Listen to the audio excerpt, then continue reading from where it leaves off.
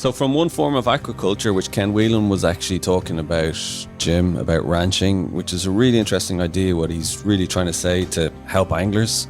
You know, he is saying wild fish are over here, they still need to be saved, but maybe we need to be looking at ranching as an innovative technique that can actually be part ways of a solution for anglers and angling. He's obviously making it clear it's not a solution for wild fish, but maybe for anglers it's a solution to be considered more. And a really interesting topic, and obviously stirred a lot as well in terms of the discussion. Well, I think Ken is invaluable in that respect. He certainly makes an otherwise reasonably complicated situation abundantly clear. I certainly fell foul of using the wrong terminology, and I'm sure others will too. And hopefully he has explained things there so that we can go forward and go, okay, I can make up my own mind now about what I think the salmon need when it comes to either aquaculture and ranching, which is a form of aquaculture, or perhaps nuanced stocking, which is more of a conservation angle.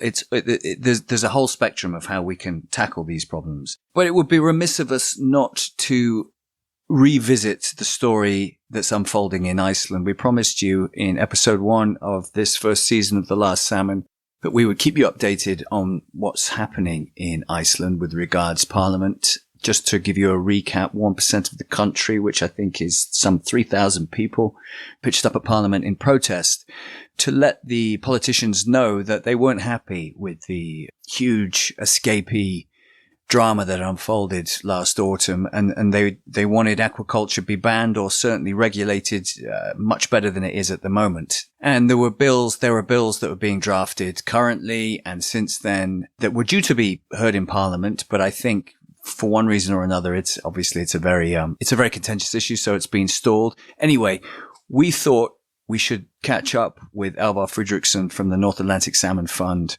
and Jasper Pääkkönen, Patagonia ambassador and general Atlantic salmon aficionado, and find out from them what's going on in Iceland. It's a really interesting topic, this, and it's a nice way this is the last episode in series 1. And we thought it would be a nice way to wrap it up, round it all up. We started with Iceland. We had hoped with 1% of the population coming out to protest against the escapees of farm salmon, that perhaps this is a tipping point, that perhaps we're going to see real change. And we were hopeful of that real change.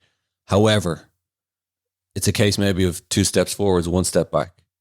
This battle is ongoing. This battle hasn't changed. This battle hasn't stopped. And Elvar and Jasper are going to explain to us why it's so important and what they're going to keep doing to keep fighting.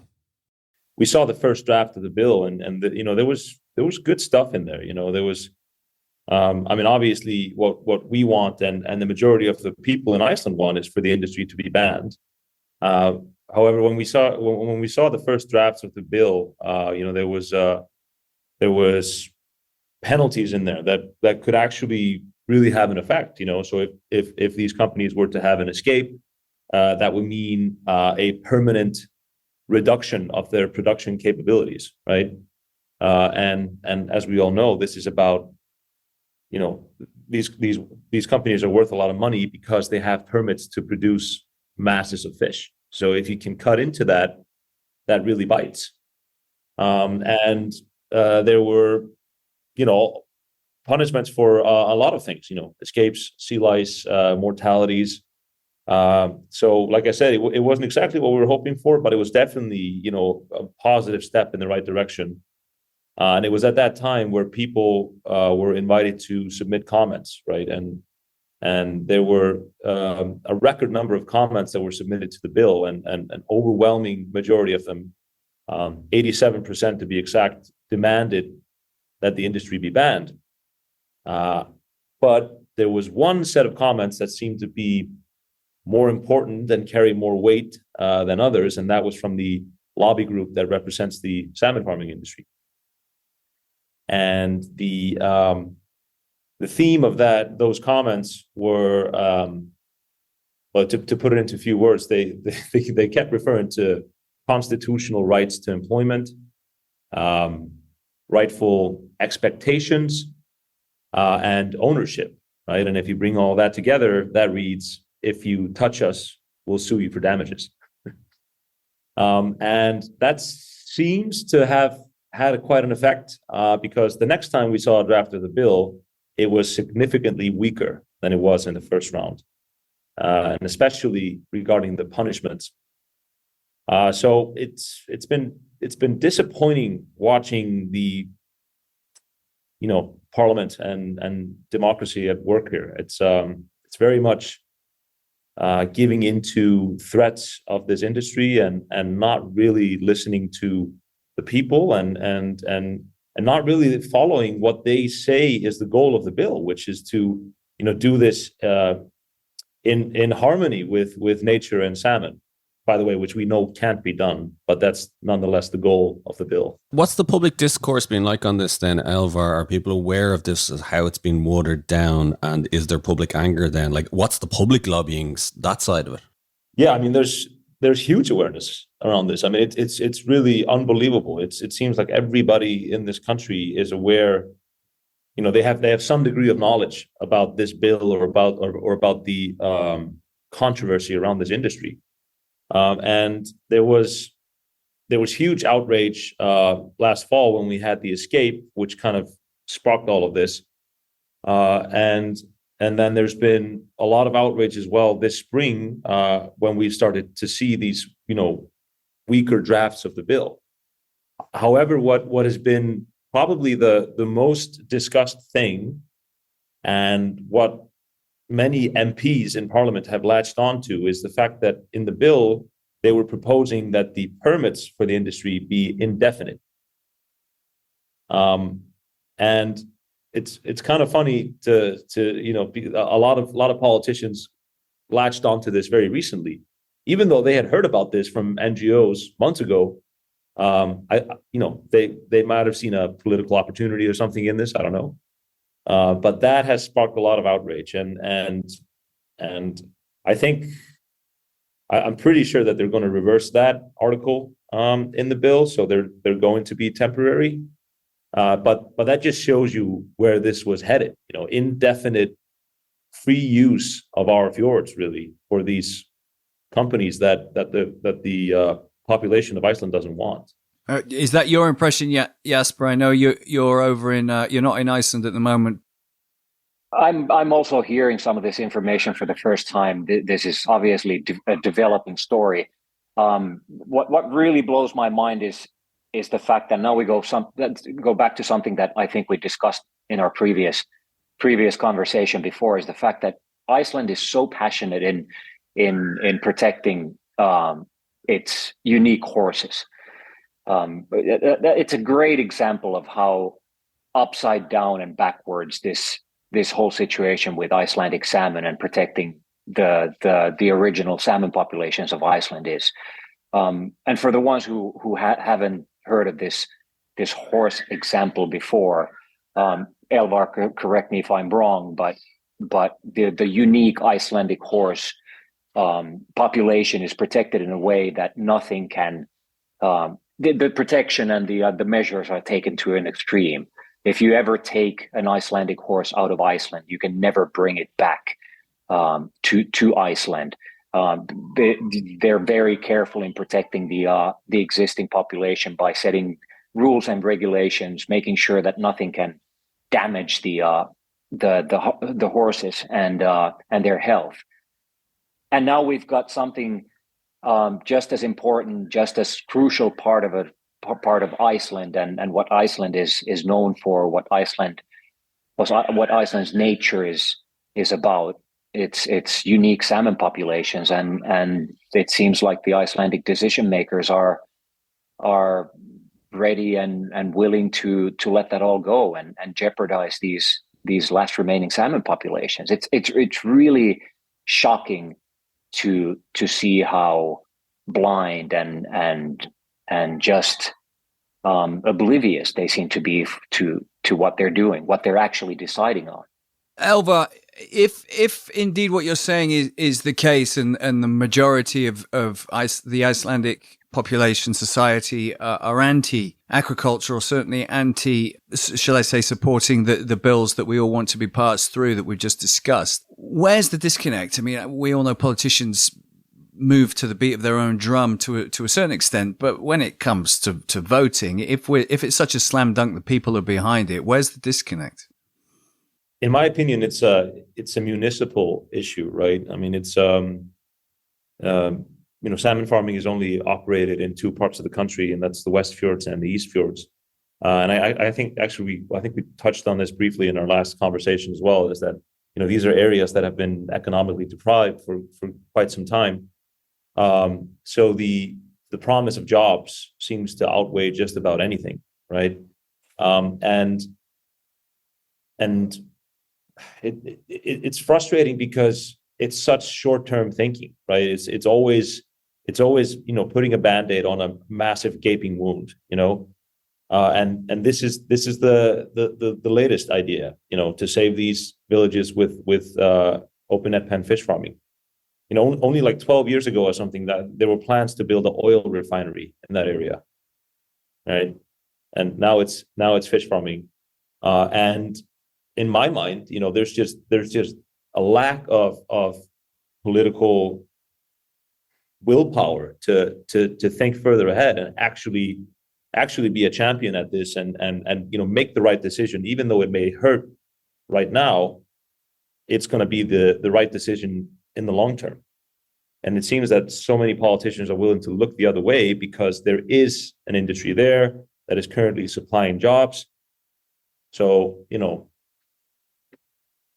salmon and environment, screw it. There's jobs. And I think that's the same for every country where this industry operates, right? Absolutely. That's their calling card. That's their ace, isn't it, up the sleeve? For the listeners who don't necessarily remember or know this topic that well, can you also speak a little bit about the financial significance and the economic significance of salmon in Iceland, for example, from the farmer's perspective? Because it's so mind-blowing in my opinion that they're making these decisions now and they're letting all of this go, because it's not just about saving the salmon, saving nature, being an environmentalist and looking at it from like a green perspective, but salmon plays a humongous significance in the economy of the country as well. Yeah, no, absolutely, and that's a huge point in all of this. I mean, like I said, this industry operates in two parts of the country, right? And they are creating some jobs. I mean, nobody's saying they're not creating jobs, but we are talking about relatively few jobs, and I think it's like 0.2% of the job market in Iceland right now. That being said, of course, most people do not live in those areas. So when this industry is at its maximum, they will be creating a few hundred jobs. But at the same time, there's 2,250 farms in Iceland that depend on direct income from the wild salmon populations, right? They depend on those salmon populations being healthy and returning to the rivers. So people from all over the world come to visit these rivers and, bring in, and they pay really good money for that. And there are so many of those farms that would not be able to sustain in those areas if it wasn't for that. So yes, you're creating jobs, but I mean, you're putting so much more at risk, and actually a lot more jobs at risk. And that's only the farmers, right? Then we have yet to talk about, the guides, the chefs, the drivers, the servers, everybody who's working around the salmon rivers during the season.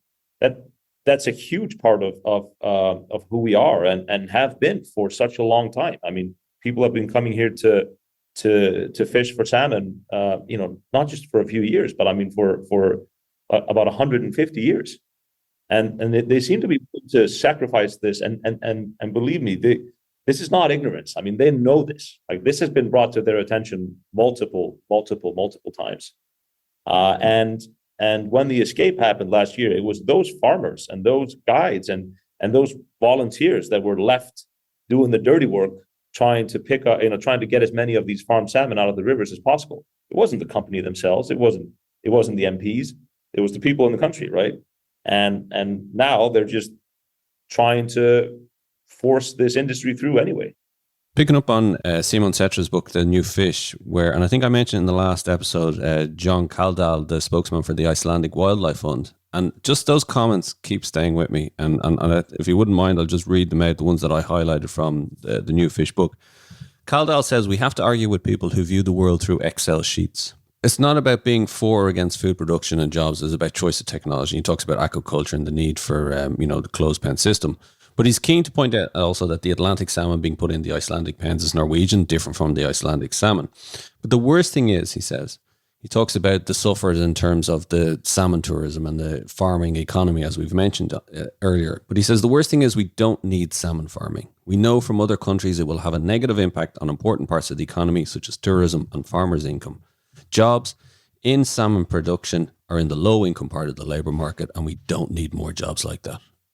You said it, Jasper, like the economic argument makes no sense at all either. So something is off here. If there's 1% of the country that gets so emboldened and passionate and fired up by the escapee situation and the threat of what that might do to the fisheries and to their livelihoods and to the farming up on those fjords and in the country in general, and yet we're talking about hundreds of jobs, a few hundred jobs, as important as that is.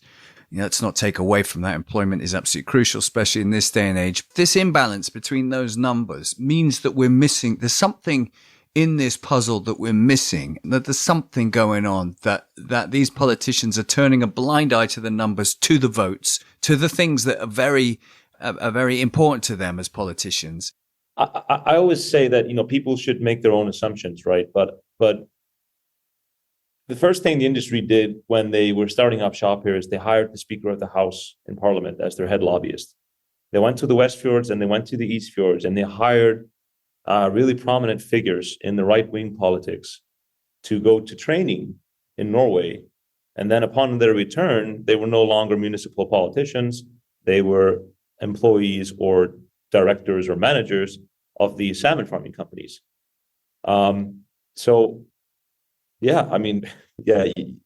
People can make their own assumptions, but are they also not just, from what you're saying, Elvar, is they're actually playing the game and they're winning the game because they're influencing the people whose votes count in terms of passing the bill. The lobbying, you just mentioned there how it changed from draft 1 to draft 2. So they're obviously spending so much in terms of lobbying. That's working. They hire the right people in the areas to influence those regions. What I'm just saying is we know from speaking to, the likes of Simon and speaking to yourself in the series, how they play this game, and they're winning. We will win them. Let's put it that way. We will fucking win them because this is just not right. And this will not stand. It will maybe do so for now, for a little bit, but it will not forever. They are playing the game. And it's not that is catching anybody off guard. It's just who has the money and the resources to play that game except them. What can we do? Jasper, firstly to you, seems this particular narrative, this particular story feels like it might reach a conclusion soon. It might not be the conclusion that we all want, but there is still time. What can we do? It's a great question. Just like you said, like you all mentioned, these companies have endless pockets. Some of the deepest pockets in the world of any industries. Multi-billion euro, multi-billion dollar publicly listed companies, Norwegian billionaires behind them. But it's also a question of, it's well established that this industry is one of the dirtiest, one of the most harmful, relatively new industries to hit this planet. We're not just talking about these unique salmon populations. Salmon is obviously an indicator species that indicates something much larger, much more important, much bigger. In the environment. When the salmon populations are thriving, generally speaking, their environments are thriving as well. And when they are not thriving, when they're at risk, endangered, like Atlantic salmon now is, it means that it's about much more than just a species. These salmon farms are leaving dead zones in the fjords, wherever they get established. All that's left behind is dead sea bottom, and the effects on the environment are devastating. So I think it's just a matter of time until people come to their senses unfortunately, Icelandic politicians haven't yet come to their senses, and there's a risk that they have to learn the hard way. I mean, Iceland is already learning the hard way, but how hard do you have to learn? How deep do you have to hit rock bottom for it to register, and for the local politicians, the people in power, to understand that this is not the way to treat our environment and to treat the planet, that there has to be other solutions. This is the big question. And obviously the easy answer to what needs to be done is for everybody to keep on campaigning and to sort of bring this topic and keep it up and keep the conversation going. But also on a broader spectrum, I think what needs to be done is educate people on not to eat farmed salmon. Open net pen raised salmon should face boycotting all around the world, and it is already facing boycotting. But this is something that the large population, the biggest part of the consumers have no idea about.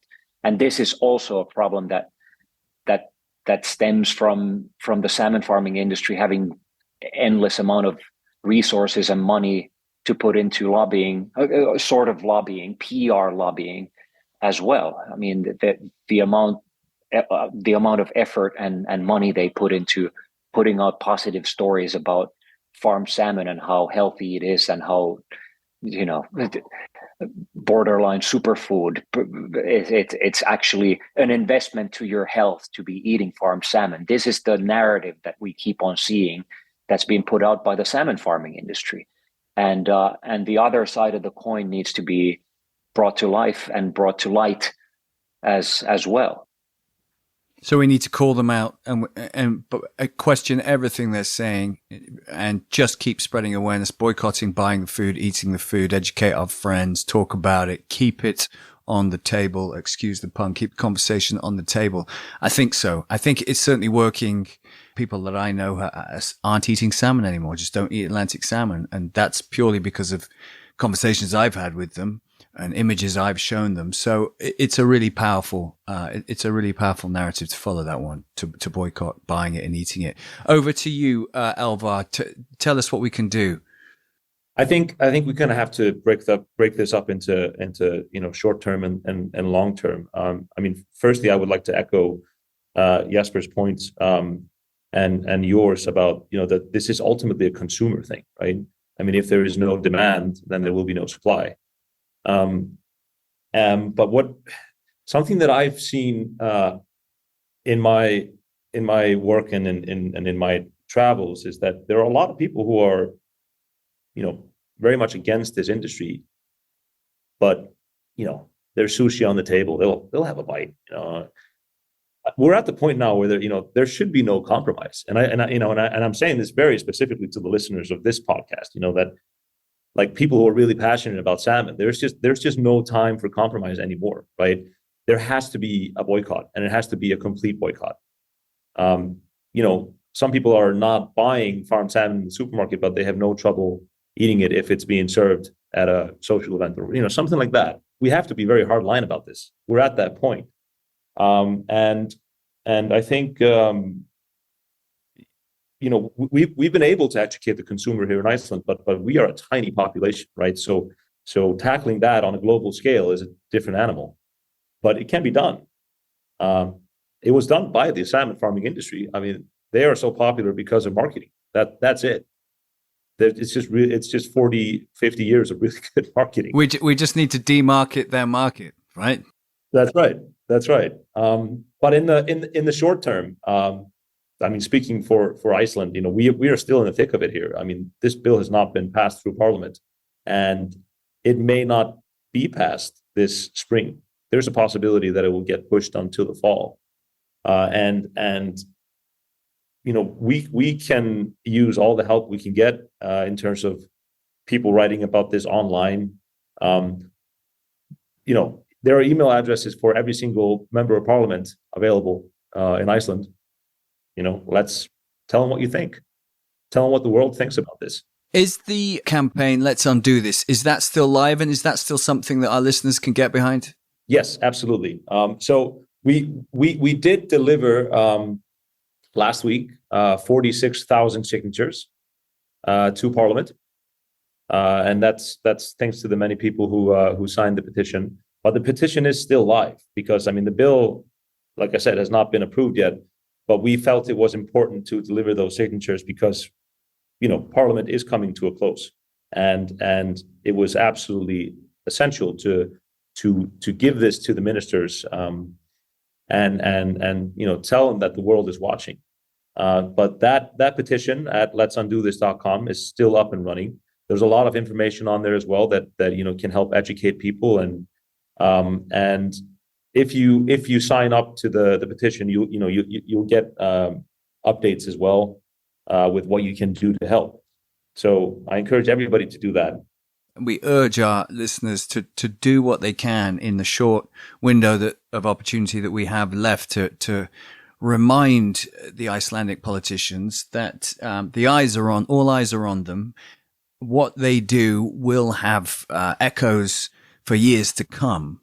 With regards to the potential damage that we're looking at with all these thousands of escaped farm salmon that have now, as we know, gone up all the hundreds of rivers on the northwestern fjords there in Iceland, beautiful, pristine salmon rivers. And we know that they've gone all the way up to the spawning grounds. We have evidence of that, despite what the fish farmers say. These fish are, Jasper, it was you, I think, who was talking about this from recollection on the first conversation. These fish, contrary to what the farmers tell us, are strong enough to reach the spawning grounds and to breed, to spawn with the wild stock.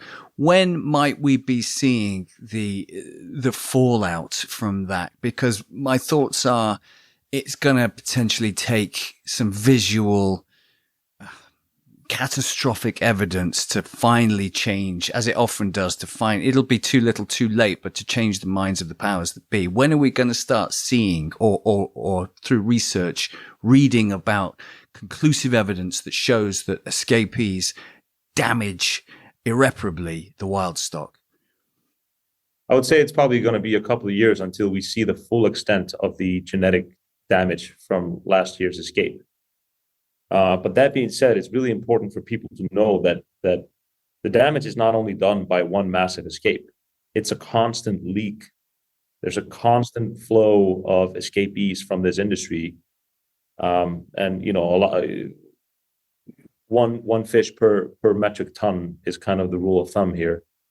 And as long as the salmon farming companies are not required to tag or somehow visually distinguish these fish from the wild ones, then they will never be caught, all of them, right? So it's a slow burn until it's too late. And if we just look at Norway, it's 70% of the salmon populations are genetically polluted there, and that's not because of one or two massive escapes. I mean, it's because of that, but then it's because of 40 years of constant escapes.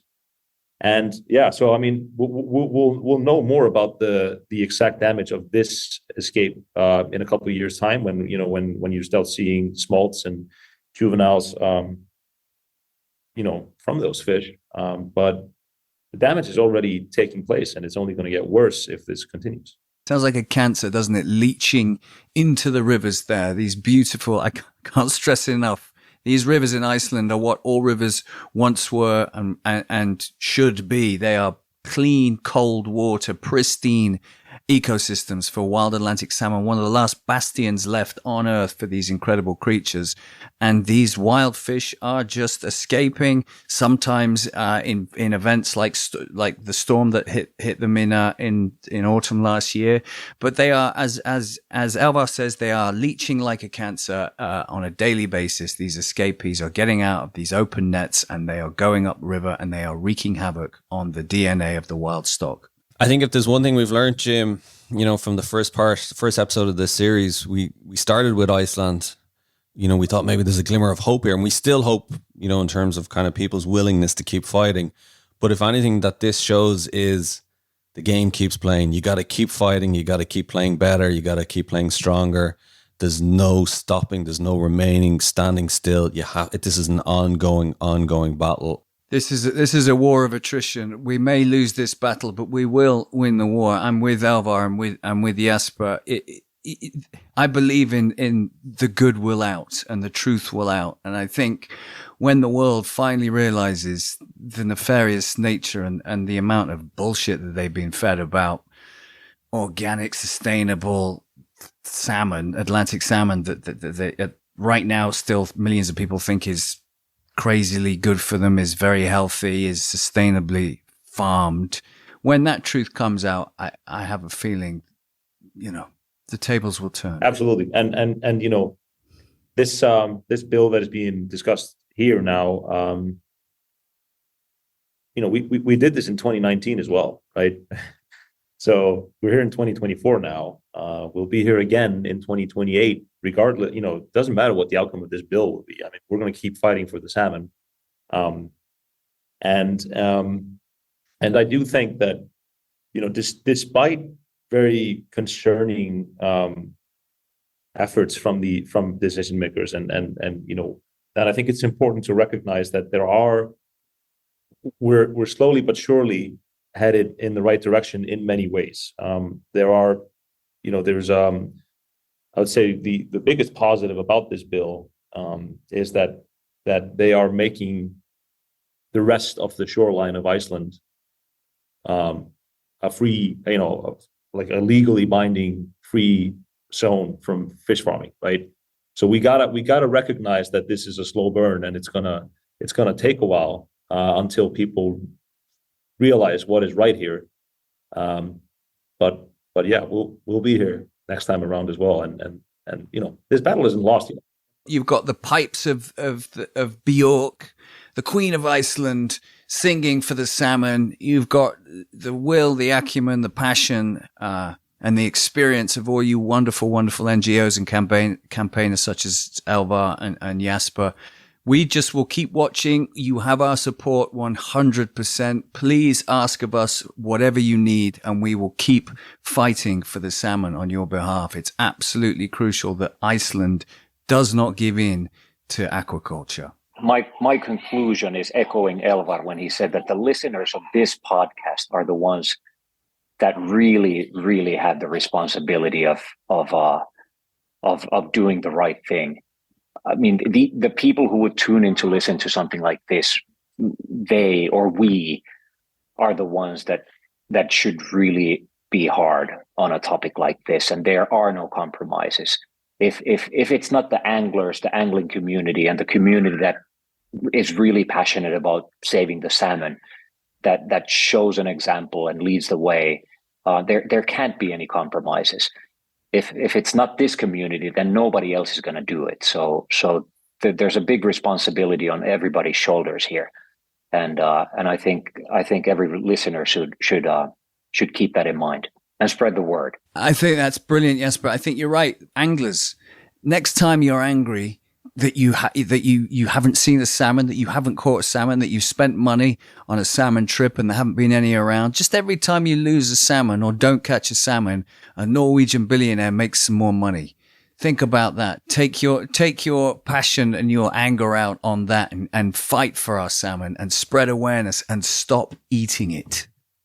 Elvar, Jasper, thank you very much for joining us, and we do hope we will keep fighting the fight, and we will keep in touch with you to see how the battle goes. Will do. Thank you so much. Thank you, guys. Isn't that enlightening, Daire? Can you believe it?